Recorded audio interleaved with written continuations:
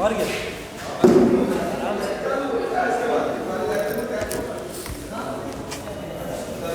बैठ जाओ बैठ जाओ बैठ जाओ।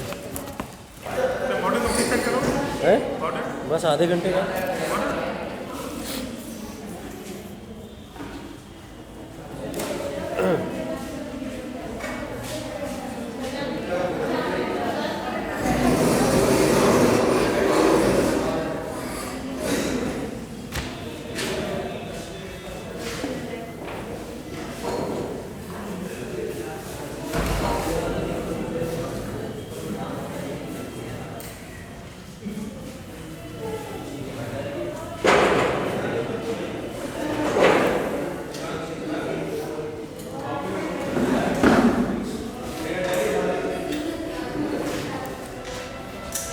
यहाँ ये क्या है, ऐसे ही लिखो। चलो शाहजहाँ पढ़ लेते हैं हम लोग, ठीक है बैठो जहाँ बैठो।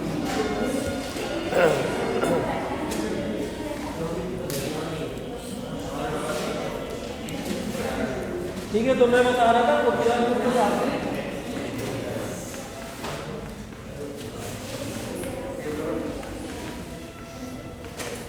शाहजहाँ का पुर्तगालियों के साथ में वॉर होता है 1631 और 32 में, ठीक है, जिसमें शाहजहाँ आसानी से जीत जाता है। पहली बात हम लोगों ने करी थी कि शाहजहाँ का कार्यकाल, शाहजहाँ के कार्यकाल की बात कर रहे थे 1627 से लेकर 58 तक, ठीक है। उस कार्यकाल में हम लोग देख रहे हैं 1631 से 32 पुर्तगालियों का आक्रमण, ठीक है, मुगलों के ऊपर। और यहाँ पे शाहजहाँ जो है इनको अच्छे से सप्रेस कर देता है। और यहाँ पे पुर्तगाली मुगलों के साथ में अभी तो नहीं भिड़ेंगे, आगे चल के देखा जाएगा क्या होता है, ठीक। अकबर ने पुर्तगालियों के साथ में कोई फेवर किया था, याद है आप लोग को कुछ? अकबर ने पुर्तगालियों के साथ में कोई फेवर किया था, कुछ याद है ऐसा कि अकबर ने पुर्तगालियों को परमिशन दी हो या कुछ ऐसा किया हो, कुछ भी ऐसी चीज़, ऐसा कुछ था? हम लोग जब अकबर को पढ़ रहे थे तो अकबर के कार्यकाल के अंदर मैंने पुर्तगालियों का जो बताया था कि पुर्तगालियों के जो भारत में जो बिजनेस या ट्रेड या व्यापार को फैलाने का कार्यकाल था वो अकबर का था, ठीक है। अकबर ने उनको कुछ परमिशन भी दी हुई थी। परमिशन में जैसे पुर्तगालियों का कंट्रोल गुजरात के ऊपर रहता था, गुजरात के अंदर ये जाते थे, वहाँ राजा वाजा भी देख चुके हैं हम लोग, उनके साथ में भी इनके संबंध थे जिस तरीके के, ठीक। तो अकबर ने इस समय पुर्तगालियों को परमिशन दे दी थी या उन्हें इस तरीके का भारत के अंदर एक हम लोग कह सकते हैं अवसर प्रदान कर दिया था कि जिसके अंदर पुर्तगाली अपने धर्म का प्रचार प्रसार कर सकते थे, पहली चीज़। और दूसरी चीज़, भारत की टेरिटरी में जहाँ भी चाहे व्यवसाय कर सकते हैं और उसका कुछ प्रतिशत जो टैक्स होगा, कर होगा, वो मुगलों को देना पड़ेगा। इसीलिए जहांगीर और शाहजहाँ को परेशान कर रहे हैं पुर्तगाली, क्योंकि अकबर के साथ में कुछ डील हुई है, उसको जहांगीर और शाहजहाँ नकार देते, कहते ऐसा कोई डील नहीं है। इसलिए पुर्तगालियों का संघर्ष देखने को मिलता है। अभी जहांगीर में भी देखा हमने और अभी शाहजहाँ में भी देख रहे हैं, ठीक है। तो पुर्तगालियों का संघर्ष इस वजह से, ठीक। देखिए कुछ चीज़ें हैं इंपॉर्टेंट इसके अंदर जो मैं आपको बता रहा हूँ, चाहे तो आप लोग जल्दी जल्दी उसको नोट कर लें, फिर हम लोग आगे चलेंगे बहुत जल्दी से। इंपॉर्टेंट चीज़ें हैं वो आपके लिए, उसको चाहो तो नोट कर लो। 1636 एक डेट डालिए और उसके अंदर लिखिए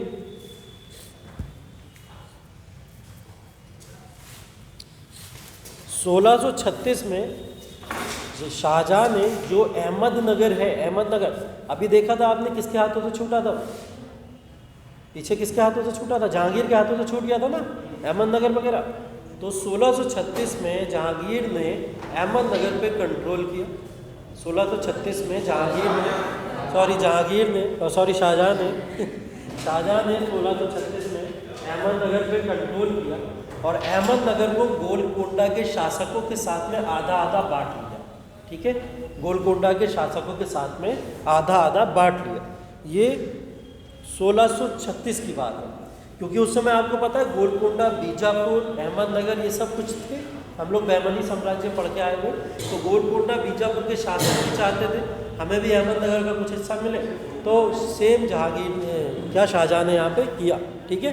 तो शाहजहाँ ने इनके साथ में इसको बांट लिया, ठीक। शाहजहाँ 1653 में शाहजहाँ कंधार के ऊपर अटैक करता है। 1653 में शाहजहाँ कंधार पे अटैक करता है। कांधार जो पहले ही जहांगीर गवा चुका है, ठीक है, उसको शाहजहाँ अटैक करता है और अटैक करने के बाद में 1653 ये अंतिम अटैक होता है अफ़गानिस्तान की टेरिटरी पे। इसके बाद मुग़लों ने कभी उसको कैप्चर करने की कोशिश नहीं की, क्योंकि यहाँ पे फिर शाहजहाँ जो होता है फेल हो जाता है, ठीक है, यहाँ पे शाहजहाँ फिर फेल हो जाता है। तो दोबारा मुग़लों ने कभी भी इसको अटैक करने की या इसको कैप्चर करने की कोशिश नहीं की। अंतिम अटैक अफ़गानिस्तान पे अंतिम अटैक।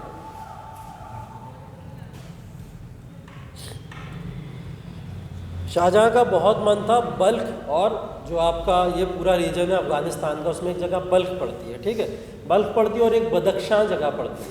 ये दोनों जगहों को वो जीतना चाहता था, ठीक है, एक जगह है बल्ख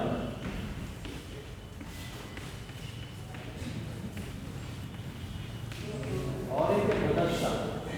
ये दोनों जगहें अफ़गानिस्तान और कुछ उज़्बेकिस्तान की टेरिटरी पे पड़ती है।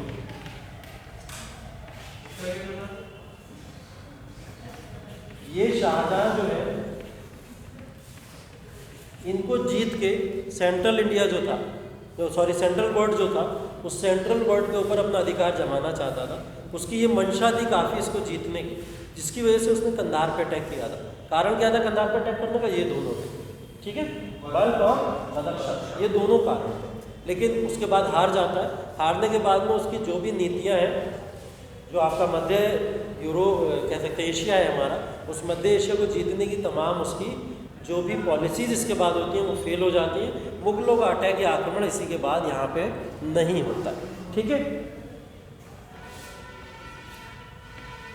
शाहजहाँ के समय में दो यात्री आते हैं,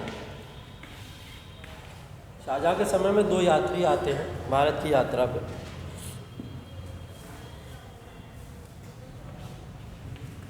एक का नाम था बर्नियर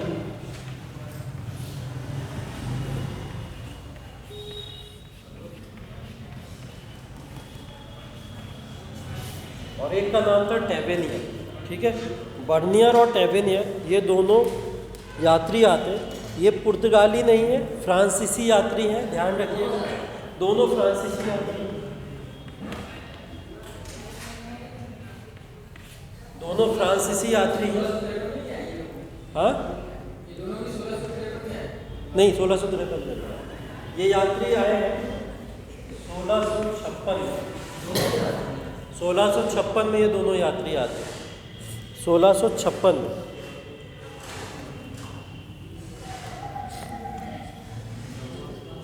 और ये भारत में कुछ समय के लिए रुकते भी हैं, ठीक है, भारत में कुछ समय के लिए रुकते भी। इनमें से जो बर्नियर था ये फिजिशियन था, फिजिशियन मतलब डॉक्टर था, ठीक है, तो हाँ, तो ये जो था डॉक्टर की तरह आया था यहाँ पे।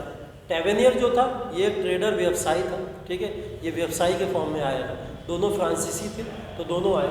यहाँ पे जो बर्नियर है इसका इम्पोर्टेंट योगदान है भारत के अंदर थोड़ा सा, क्योंकि इसने एक किताब लिखी है, ठीक है। उस किताब को अंग्रेजी में तो बोलते हैं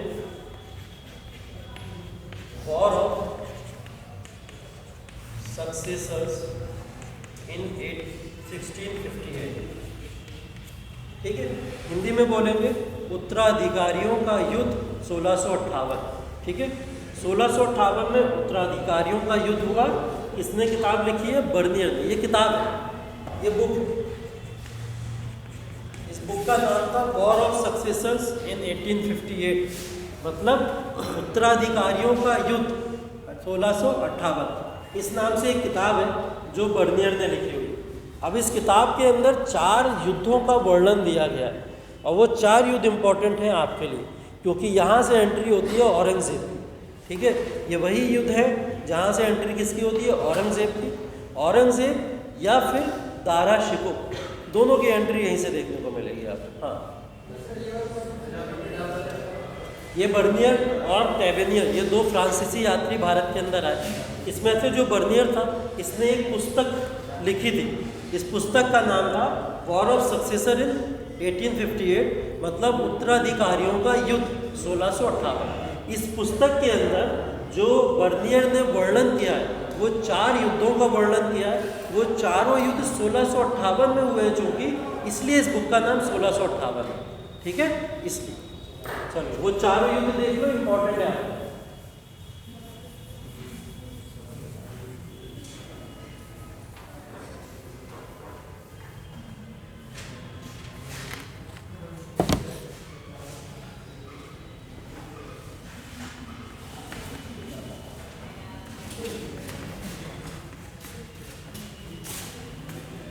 पहला है बहादुरगढ़ की लड़ाई।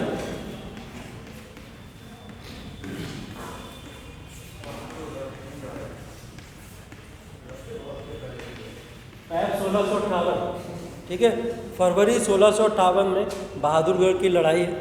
ये बैटल है क्योंकि तभी मैंने यहाँ पे लड़ाई लिखा हुआ है, बहादुरगढ़ की लड़ाई।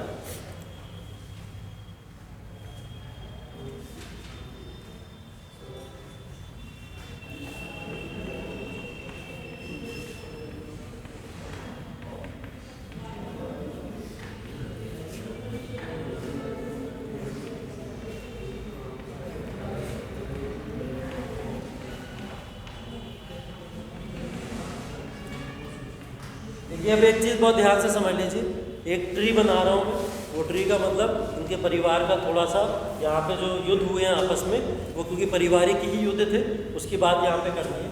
ये है ऊपर शाहजहाँ। हाँ हाँ, अभी बताऊँगा मैं, पहले ये ट्री समझा दूँ फिर बताऊँगा, ठीक।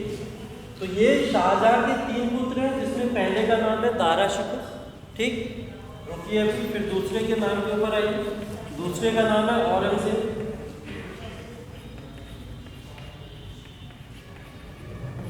और तीसरे का नाम है मुराद।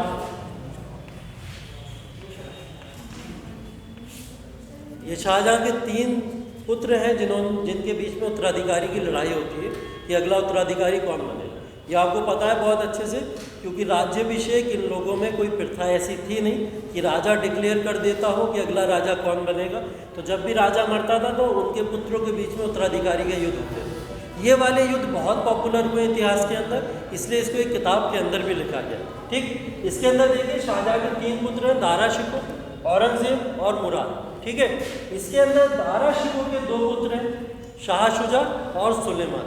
ये दारा शिकोह के पुत्र हैं, दोनों के दोनों, ठीक है, शाह शुजा और सुलेमान, ठीक। सुलेमान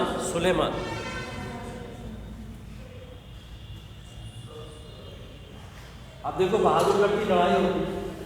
बहादुरगढ़ की लड़ाई के अंदर 2 टीमें लिखूंगा मैं, यहाँ पे वर्सेस, यहाँ पे 2 टीमें लिखूंगा मैं। पहली टीम में था सुलेमान और राजा जयसिंह।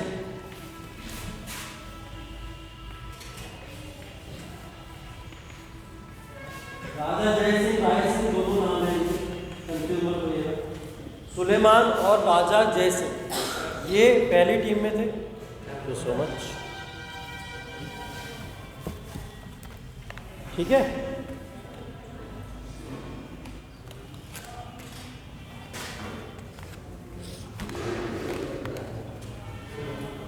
पहली टीम में कौन है? सुलेमान और राजा जयसिंह। वर्सेस ये लड़ाई किसकी हो रही है? वो है शाह शुजा।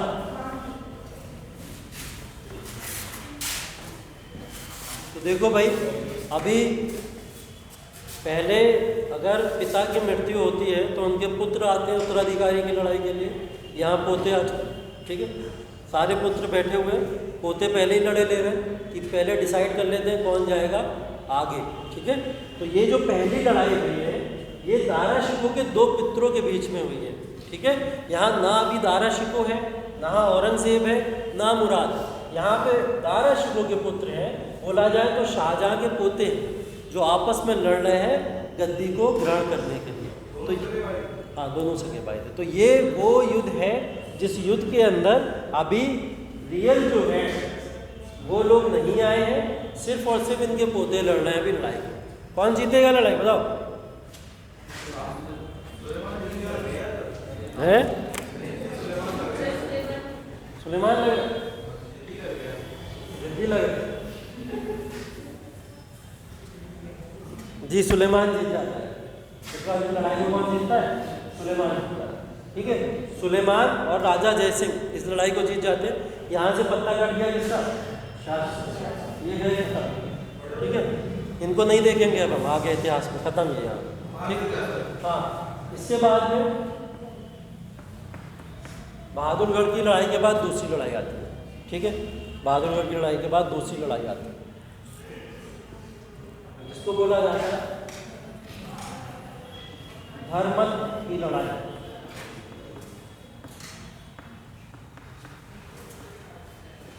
धर्मत की लड़ाई देखिए सारी 1658 में हुई है, सिर्फ मंथ चेंज हो रहा है। ये हुई है अप्रैल 1658, ये हुई है अप्रैल 1658।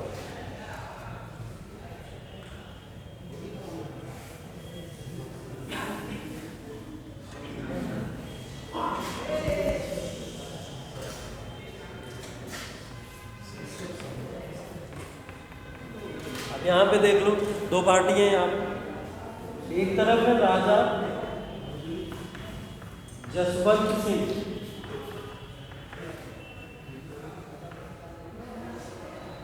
एक तरफ है राजा जसवंत सिंह। राजा जसवंत सिंह यहाँ पे मुराद की मदद में, मुगलों से कौन है? मुराद है। ठीक है, वर्षित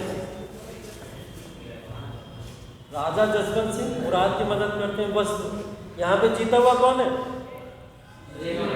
वो यहाँ आ जाएगा। ये राजा जो है, हाँ, जसवंत और मुराद, ये सब राजपूत है। राजा जसवंत राजपूत। हाँ, राजा जसवंत सिंह है, ये राजपूत है। राजा जय सिंह है, ये भी राजपूत है। मैंने बोला ना राजपूतों की मदद से ही मुगल आगे बढ़ रहे थे, तो यहाँ पे भी राजपूतों की मदद ही चाहिए थी उन्हें वॉर को जीतने के लिए। ठीक है, ये सुलेमान और कौन है साथ में? राजा जय सिंह।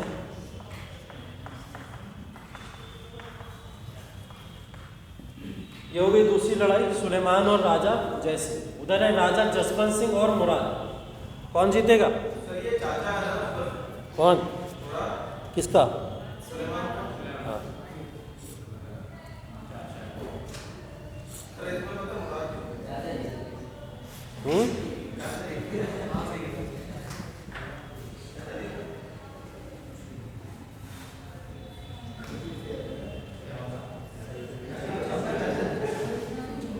देखो एक चीज याद रखो, राजा जसवंत सिंह और मुराद एक तरफ है, सुलेमान और राजा जय सिंह वहाँ से जीते हुए।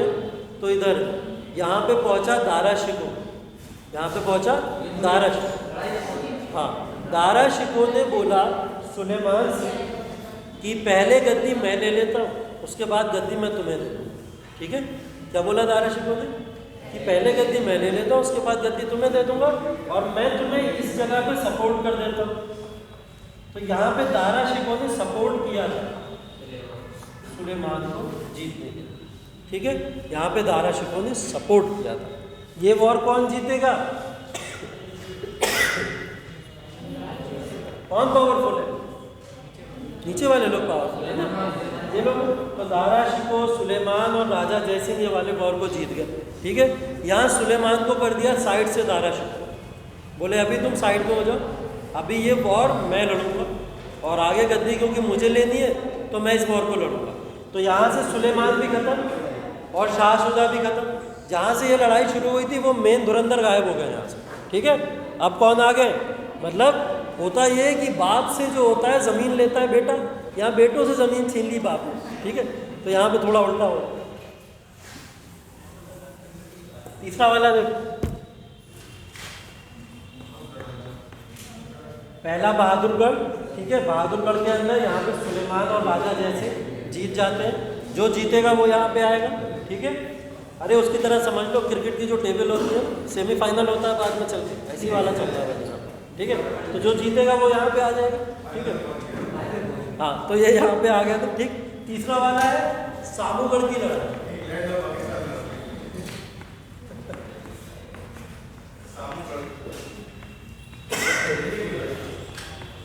साबूगढ़ की लड़ाई मई 1658, मई 1658 सामूगढ़ की लड़ाई मई 1658 है। तभी तो ये 1658 किताबें लिखी गई।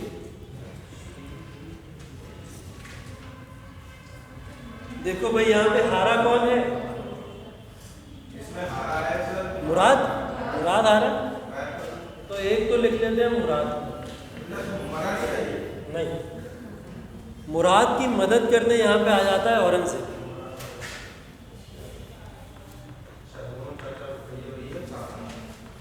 ये चाचा भतीजे नहीं, भाई है। यही बोला तुम?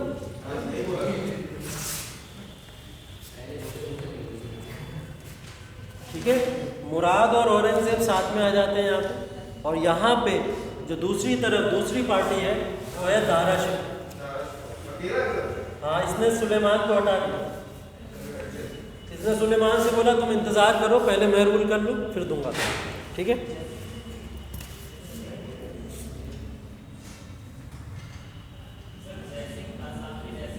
हाँ, राजा जैसे होगा।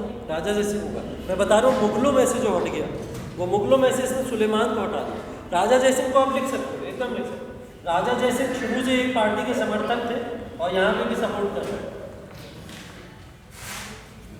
तो ये सामूगढ़ की लड़ाई मुराद और औरंगजेब वर्सेस दारा शिकोह और राजा जयसिंह के बीच में हुई।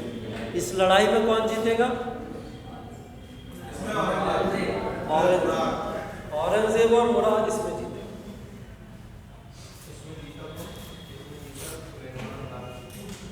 देखो फिर से रिवाइज कर लो एक बार, जिसको याद नहीं हो रहा फिर से कर लो, नाम देख लो एक बार और रिवाइज कर लो। बहादुरगढ़ की लड़ाई दोनों पोतों के बीच में, ठीक है। कौन कौन है वो? शाह शुजा और सुलेमान। ठीक है, उसमें से शाह शुजा मारा गया, सुलेमान आगे जाता है। ठीक, दूसरी वाली लड़ाई हम लोग देखते हैं किसके बीच में?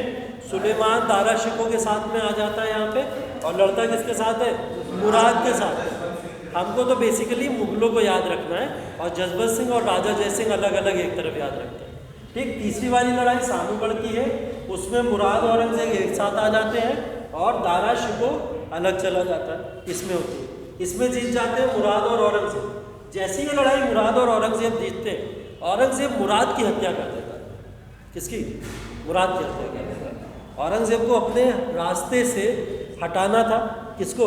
मुराद को, क्योंकि मुराद पहला वाला वॉर भी लड़ा, दूसरा वाला, तीसरा वाला वॉर भी लड़ा। अगर चौथे वाले वॉर में वो दारा शिकोह के अगेंस्ट में इसके साथ में जाता तो गद्दी के ऊपर अधिकार करने के लिए वही बोलता मुराद। तो इसलिए मुराद को बीच से हटाना ज़रूरी था। मुराद इसी की पार्टी में है, लेकिन उसके बाद में भी औरंगजेब क्या करता है? मुराद की यहाँ पे हत्या कर देता है। ठीक है, चलो चौथे वॉर की तरफ चलो।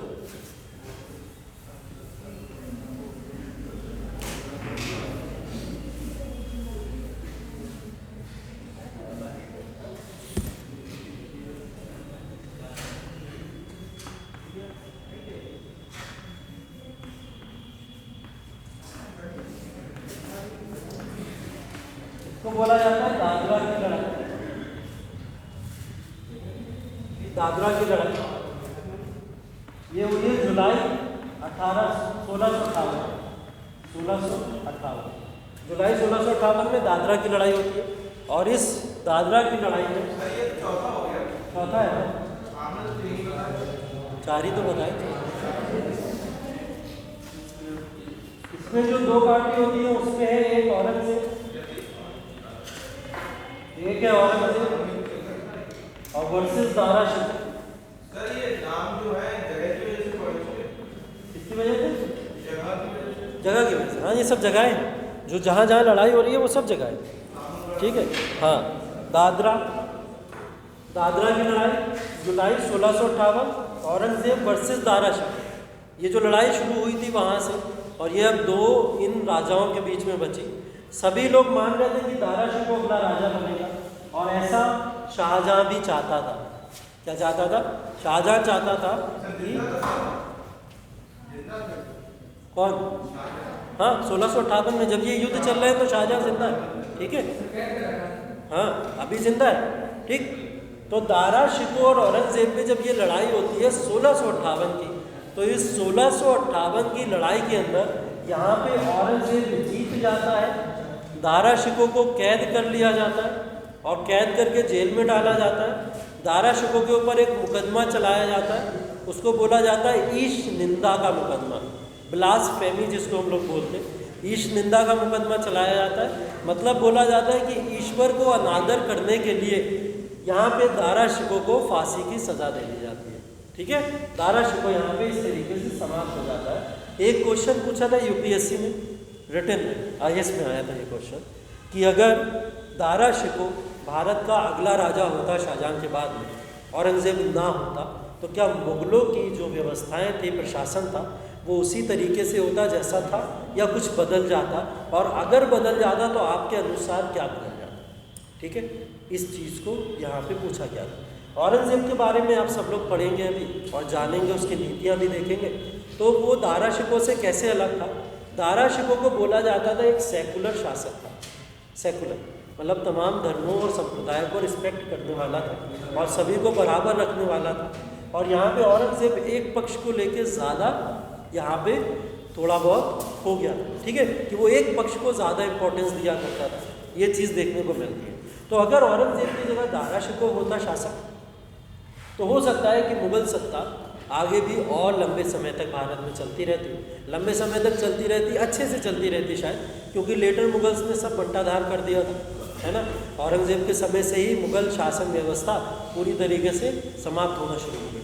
ठीक, तो ये वो बैटल है, दादरा की लड़ाई, वो अंतिम लड़ाई है जहाँ पे औरंगज़ेब कब्ज़ा कर लेता है पूरी तरीके से मुग़ल सल्तनत पे। शाहजहाँ को कैद किया जाता है, कैद करके कारखाने में रखा जाता है। और सबसे इम्पोर्टेंट चीज़ पता है, शाहजहाँ को जिस कैद खाने में रखा जाता है वो आगरा का कैद खाना होता है, आगरा का कैद खाना। उस आगरा के कैद खाने में उसको ऐसी जगह रखा जाता है जहाँ पे सिर्फ वो एक विंडो खोलता है, छोटी सी, एक छोटी सी विंडो, और उस छोटी सी विंडो से सिर्फ ताजमहल दिखा करता था। ठीक है, सिर्फ ताजमहल, और कुछ नहीं दिखता था उसमें से, सिर्फ ताजमहल, बाकी पूरी कोठरी थी वो, और उससे सिर्फ ताजमहल। तो वो उसको ये दिखाना चाहता था, उसका मकसद ये नहीं था कि आप अपनी मोहब्बत को देखते रहो, देखते देखते मर जाओ, नहीं, ऐसा कुछ नहीं था। उसका ये मतलब था, देखो तुम्हारी गलती ये थी और तुम्हारी गलती की वजह से आज तुम सलाखों के पीछे, ये, क्योंकि शाहजहाँ जिम्मेदार था औरंगज़ेब के अनुसार। मुग़ल जो भी इनके पास में जेबर थे, सोना चांदी था, या जो भी इनके पास में सारे की सारी चीज़ें थी, तो बोला गया कि शाहजहाँ ने वास्तुकला में उन सबको बर्बाद कर दिया। शाहजहाँ ने वास्तुकला में उन सबको बर्बाद कर दिया, क्योंकि शाहजहाँ का काल वास्तुकला का काल कहलाता है। और शाहजहाँ ने बहुत सारे मोन्यूमेंट्स बनवाए, सिर्फ और सिर्फ हम आगरा के ताजमहल की बात नहीं करते। अगर हम लोग बात करें तो जैसे दीवाने खास, दीवाने आम, मोती मस्जिद, लाल किला, ये तमाम और भी ऐसे अन्य एग्जाम्पल हैं जो शाहजहाँ के कार्यकाल में बने। ठीक है, तो इन्हीं के दौरान यहाँ पे उसको औरंगज़ेब ने जब इसके पास में पहुँचा कि लाओ अब सत्ता मेरी है, पैसा सारा मुझे दो, तो बोले खजाना तो खाली है, खजाने में तो कुछ है ही नहीं। तो बोले खजाना कहाँ गया? बोले सब वास्तुकलाओं में चला गया। तो बोले ठीक है, वही घूरो तुम बैठ के और ऐसे ही मरोगे तो, ठीक है। तो ये किया था उसने, इस वजह से उसने उसको काल कोठरी में डाल दिया। ठीक, तो यहाँ पे आ जाता है औरंगज़ेब। औरंगज़ेब का शासनकाल जो है वो थोड़ा सा अलग है, औरंगज़ेब का शासनकाल थोड़ा सा अलग है।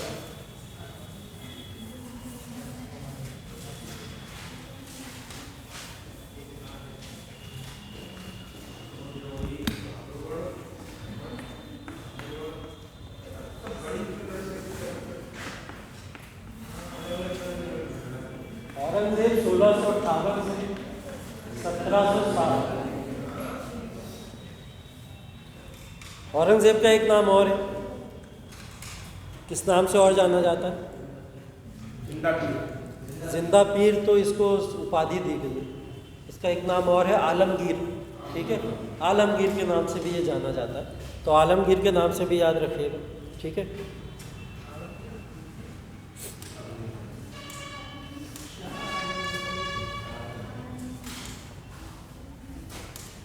उनकी माता जी का नाम मुमताज़।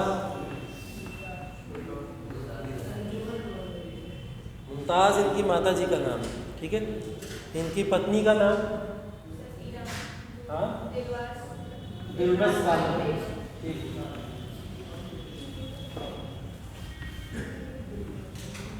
दिलबस बानो इनकी पत्नी का नाम है। ठीक है, दिलबस बानो।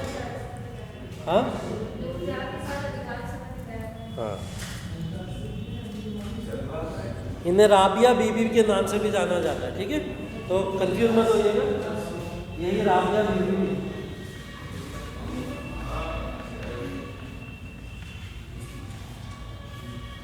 ठीक है, ये ईरान में थी।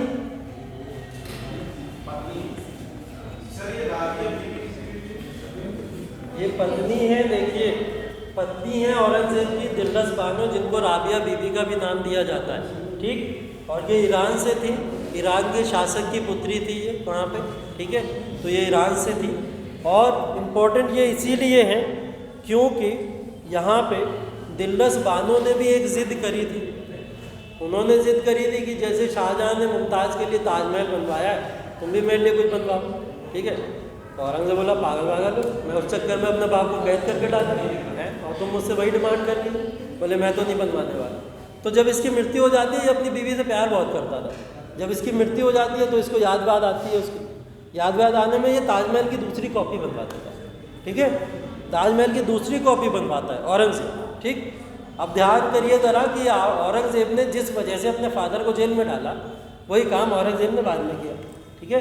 तो यहाँ पे इसने क्या करा था, सेकंड कॉपी बोला जाता है ताजमहल की, जिसको बोला जाता है ब्लैक ताजमहल, काला ताजमहल, ठीक है, काला ताजमहल उसको बोला जाता है। आप उसको जाओगे औरंगाबाद में देखोगे जाके, ठीक है, औरंगाबाद में एक जगह है बीबी का मकबरा,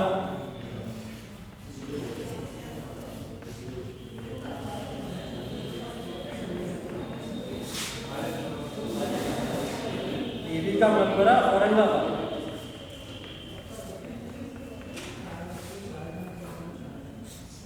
बीबी का मकबरा औरंगाबाद।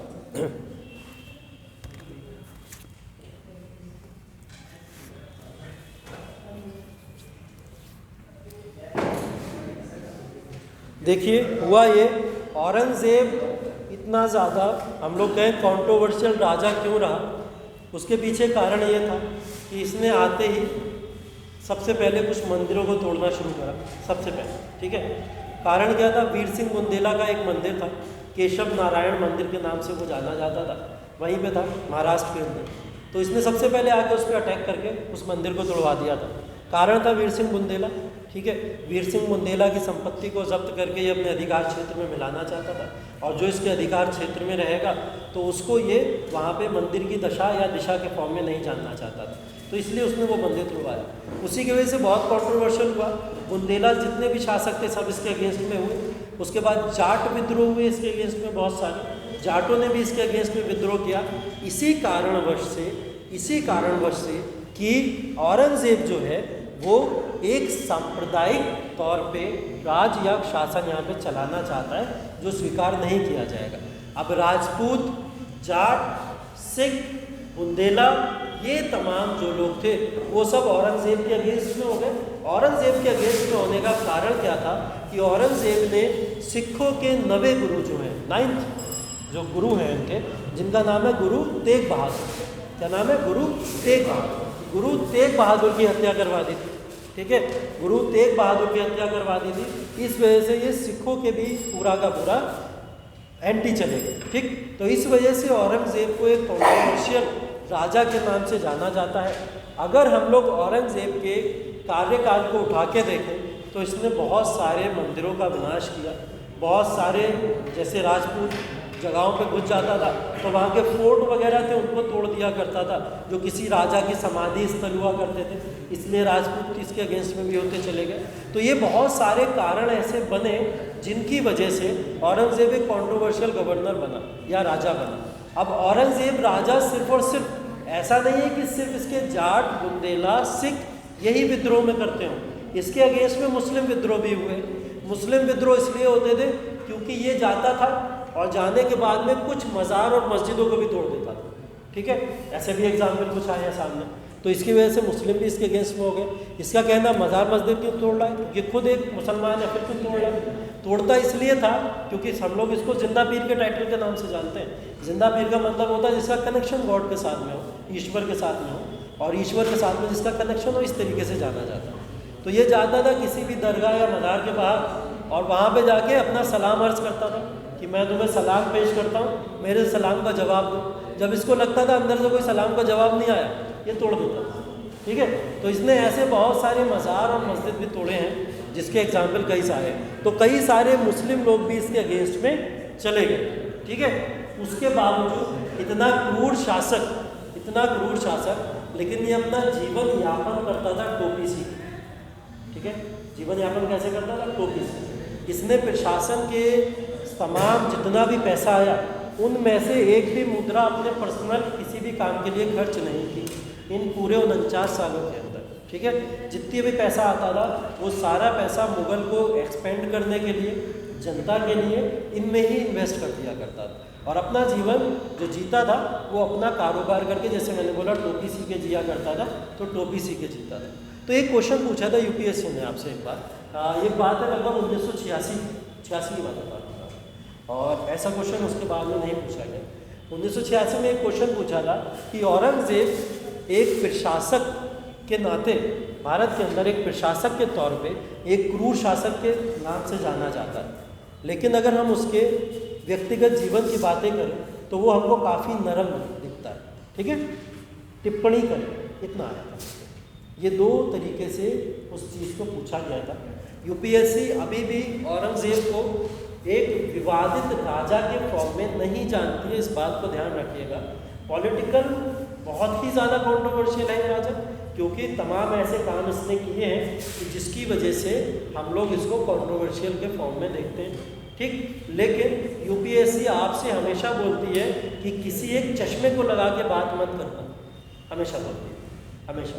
खास करके जब आप मुग़ल पढ़े, राजपूत पढ़े, मराठास पढ़े, विजयनगर पढ़े, बहमनी पढ़े, या ब्रिटिशर्स को ही क्यों ना पढ़े, तो अगर आप उसको एक चश्मे के तौर पे लगा के देखेंगे तो वो आप गलत आंसर करके आएंगे।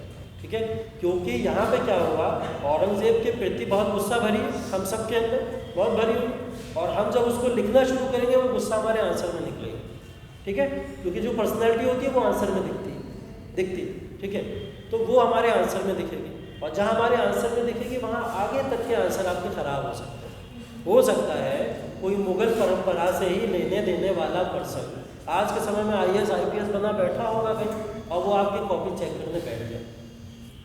ठीक है, और उसको एक आंसर दिख जाए आपका, आपने मुग़लों की तो धज्जियाँ उड़ा दी। ठीक है, और जहाँ दिखेगा फिर वो आगे के आपके आंसर अच्छे से नहीं पड़ेगा, उसके दिमाग में बैठ जाएगा ये बंदा जो है थोड़ा बहुत जो है एक पक्ष को और दूसरे पक्ष के बीच में भेद करता है, इस हाँ, तो प्रभावित दिख जाएगा। इसलिए देखो, जब भी इस एग्ज़ाम के अंदर आंसर को लिखना, बहुत बैलेंस लिखना, और मैंने बोला औरंगज़ेब को जम के चाहे गालियाँ दे देना आंसर में, जो भी कर देना, लेकिन किसी के कंधे पे रख के, अपने ऊपर मत लेना। ठीक है, बोल देना इरफान हबीब ने ऐसा लिखा, ठीक है, बोल देना विपिन चंद्र ने अपनी किताब में ऐसा लिखा, बोल देना राजीव अहिर ने ऐसा लिखा है, ठीक है, सुमित सरकार ने ऐसा लिखा है, तो हम क्या करें? ठीक है, बस ऐसा लिखना। अगर मन में बहुत गुस्सा आ भी रही है तो इस तरीके से बच जाना और निकल जाना है। ठीक है, तो इस तरीके से आंसर को अपने लिखना, और आंसर को मेरा नाम लिख दो, इसी बहाने पॉपुलर हो जाऊंगा इसी बहाने पॉपुलर हो जाऊंगा। नहीं, देखो जो बात है बैलेंस अप्रोच में हमेशा बता रहा हूँ, बैलेंस अप्रोच ही लिखने की कोशिश करना। कोई भी आंसर को लिखें आप लोग, कभी भी लिखें। हाँ, देखो पता सब है, हिंदी लिटरेचर और संस्कृत में अच्छे नंबर आते हैं क्यों, और उर्दू में अच्छे नंबर आते हैं क्यों आते हैं? वही चेक करता है, और उनका स्पेशलिस्ट ज़्यादातर जो होगा वो संस्कृत भाषा को ज़्यादा अच्छा देखना चाहेगा कि चलो इस बच्चे ने संस्कृत लिया है, मैं इसको प्रमोट करूँ, तो वो जब आंसर आपके चेक करेगा तो अच्छे नंबर देगा। उर्दू लिटरेचर वाला भी यही करेगा कि उर्दू गायब हो रही है, चलो इस बच्चे ने बचाने की कोशिश करी है, इसने उर्दू लिटरेचर लिया तो वो उर्दू को अच्छे नंबर देगा। तो इस बात को हमेशा ध्यान रखना, हिंदी, उर्दू, संस्कृत में अच्छे नंबर इसीलिए मिलते हैं क्योंकि यहाँ से थोड़े बहुत जो होते हैं, थोड़ा बहुत वो लोग प्रभावित होते हैं आप लोगों से और आंसर में अच्छे नंबर देते हैं। इसका मतलब ये नहीं है कि वहाँ पे जो लोग बैठे हुए हैं वो बहुत ही ज़्यादा फेयर है, ऐसा बिल्कुल नहीं है। उनको जहाँ पे दिखेगा, अब मैंने एक बात बोली आपसे, अब आप लोग जैसे राजपूत या मराठा की पॉलिसी के बारे में लिखें और वहाँ पे लिख दे कि अकबर ने राजपूतों को अपने साम्राज्य के अंदर दबा के रखा अपने पैरों के नीचे, लिख के आ जाएगा।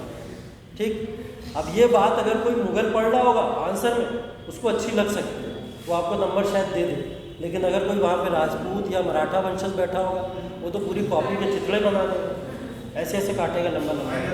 ठीक है, हाँ, तो इसलिए बैलेंस्ड रहो, हमेशा सेफ खेलो। ज़रूरत ही क्या है किसी को कंट्रोवर्शियल जाने की, या किसी के बारे में ज़्यादा बुराई करने की, या किसी को बड़ा चढ़ा के पेश करने की। सब ऑफिसर्स होते हैं जो वहाँ पे उसके अंदर होते हैं, हाँ, मेंबर्स ही करते हैं। कुछ टीचर्स भी होते हैं जो बड़ी बड़ी यूनिवर्सिटीज़ के टीचर होते हैं, वो लोग भी इसको चेक करते हैं। हेलो जी शालिनी बताएं। मैं एक्चुअल क्लास ले रहा था, लाइब्रेरी के बाहर हैं आप? तो इंस्टीट्यूट में कोई है नहीं अभी? मैं कॉल करता हूँ अभी, मैं बोलता हूँ, आप वेट कर लीजिए।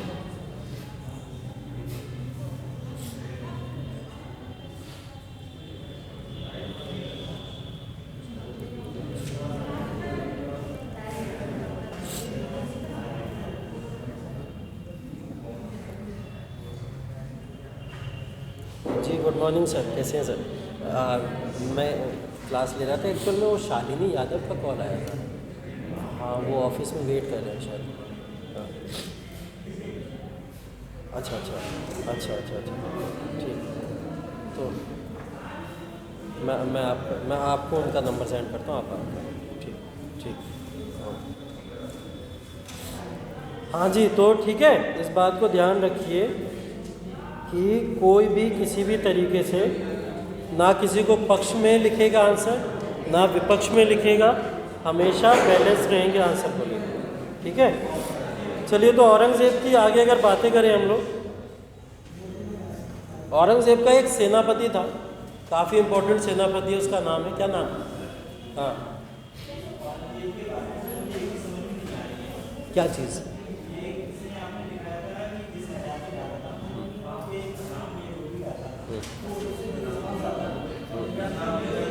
हाँ,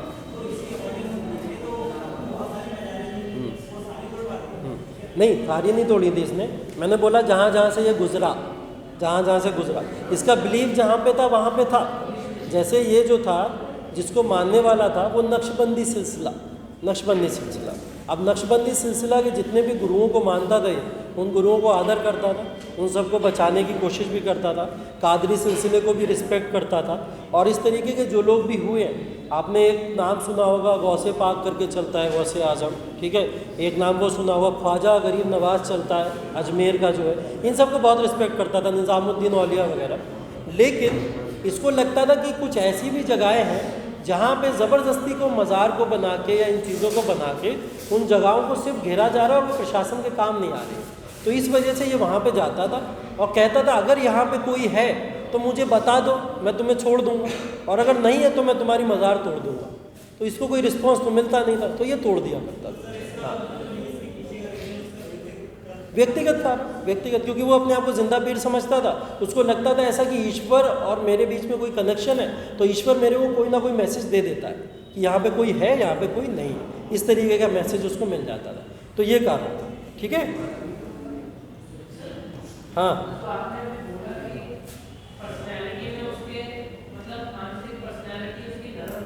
हाँ, उसके एग्जाम्पल जैसे मैंने बताया, जो वो अपना व्यवसाय करता था, तो वो व्यवसाय से ही अपने क्या करता था, सिर्फ और सिर्फ लोगों को यहाँ पे या अपने परिवार का जो था वो पालन पोषण किया करता था अपने व्यवसाय से। उसने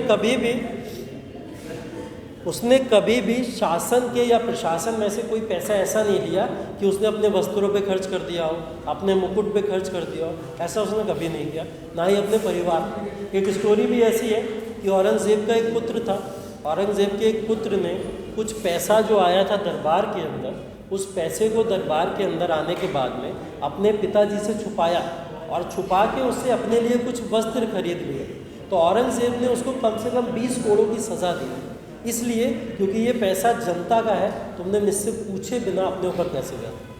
ये कुछ कहानियाँ हैं उसके नरम स्वभाव की, जो वो पब्लिक या जनता के प्रति रखा करता था, ऐसा कुछ है। ठीक है, ऐसा इतिहासकारों ने लिखी है, बहुत सारी बातें लिखी हैं। कॉन्ट्रोवर्शियल तो बहुत ज़्यादा है, कई सारे मंदिरों को, और आप देख सकते हैं कि जो सिख गुरु को मार दे, ठीक है, एक सिख गुरु जिसको सिख धर्म वाले पूजते हैं, ठीक है, तो उस वजह से इसको क्रूर शासक ही कहा जाएगा।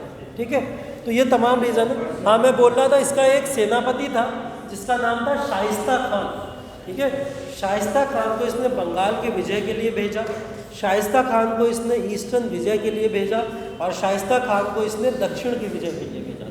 ठीक है, तो जैसे मलिक कफूर याद होगा आपको किसके समय में, अलाउद्दीन खिलजी के समय में, सेम वही काम यहाँ पे कौन कर रहा है, यहाँ पे शाइस्ता खान कर रहा है। ठीक है, तो ये शाइस्ता खान हर जगह पे ये काम करते चल रहे थे, लेकिन शाइस्ता खान यहाँ पे मराठों से टकरा गया जाके। मराठे उस समय शिवाजी के हाथों में मराठा की सत्ता थी। किसके हाथों में, शिवाजी के हाथों में। तो शिवाजी ने यहाँ पे शाइस्ता खान जब पहुँचे उनके पास अटैक करने मराठास पे, तो शिवाजी ने यहाँ पे शाइस्ता खान की हत्या कर दी। ठीक है, शाइस्ता खान जो एक गवर्नर था मुगलों का, औरंगज़ेब का वफादार गवर्नर, उसकी हत्या किसने की है, शिवाजी ने की है। इस बात को ध्यान रखिएगा अच्छे से। तो शिवाजी ने इनकी हत्या कर दी थी। इसके बाद में शिवाजी को अरेस्ट किया गया था। अरेस्ट करने के बाद में शिवाजी भागे वहाँ से, भाग गए थे छूट के वहाँ से, क्योंकि जय सिंह नाम का एक व्यक्ति जो था वो राजपूतों में से था, वो मुगली सेना में मिला हुआ था। औरंगज़ेब का एक सेनापति का नाम जय सिंह भी है, याद रखिएगा। ऐसा नहीं है कोई भी सेनापति या कोई भी हिंदू साम्राज्य का शासक यहाँ औरंगज़ेब के कार्यकाल में काम नहीं करता था, ऐसा बिल्कुल भी नहीं है। जय सिंह सेनापति था किसका, औरंगज़ेब का। तो जय सिंह और शिवाजी के बीच में एक संधि होती है यहाँ पे, बहुत इंपॉर्टेंट संधि, जिसको पुरंदर की संधि बोला जाता है। पुरंदर की संधि होती है, ये संधि है 1665। 1665 में यहाँ पे पुरंदर की संधि होती है। हाँ, जय सिंह और इनके बीच में, शिवाजी के बीच में।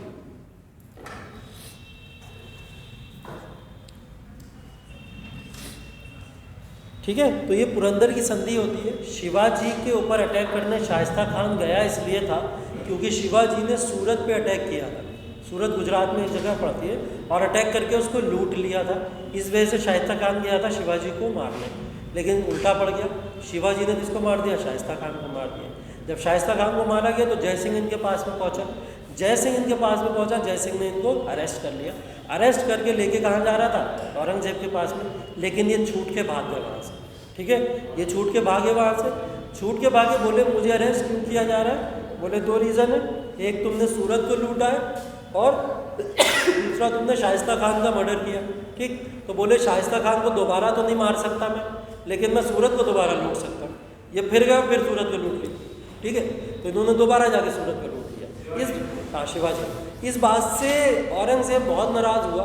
उसने बोला कि इसको पकड़ के किसी भी तरीके से मेरे पास में लेके आओ। ठीक है, तो जय सिंह इनके पास में पहुँचे।